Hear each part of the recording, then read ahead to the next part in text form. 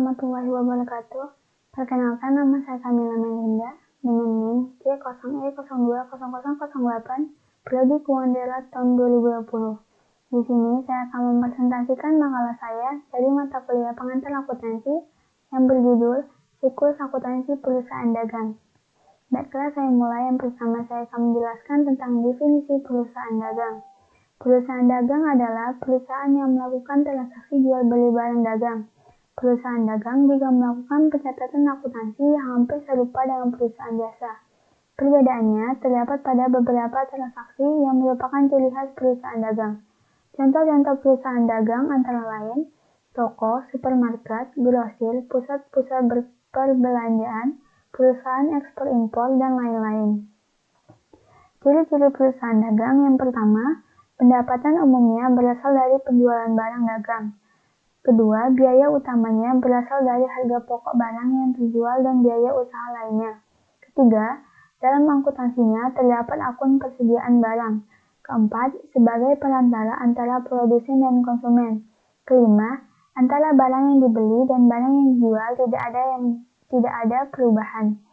Keenam, tujuan utamanya mencari laba dengan menjual barang dengan harga lebih tinggi dibandingkan harga belinya. Kegiatan perusahaan dagang. Sebuah perusahaan dagang memiliki kesamaan dengan perusahaan jasa, yaitu laba atau rugi.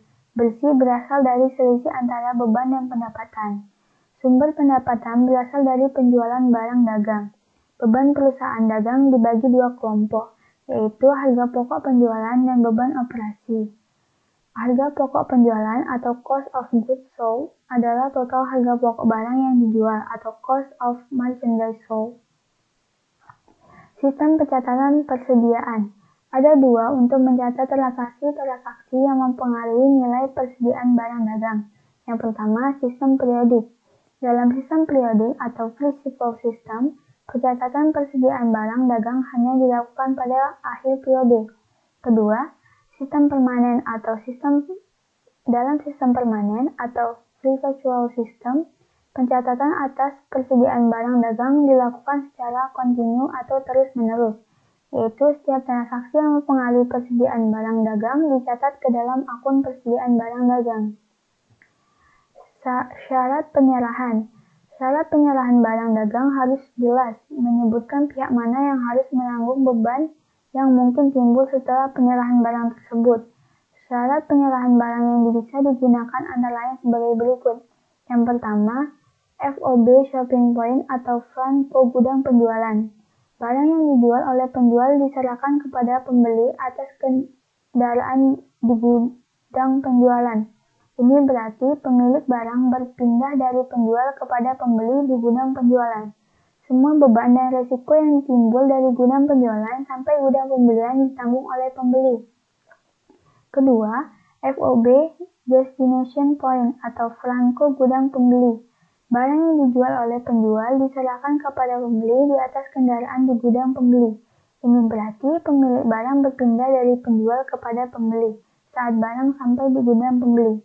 Semua beban dan resiko yang timbul dari gudang sampai gudang pembelian ditanggung oleh penjual.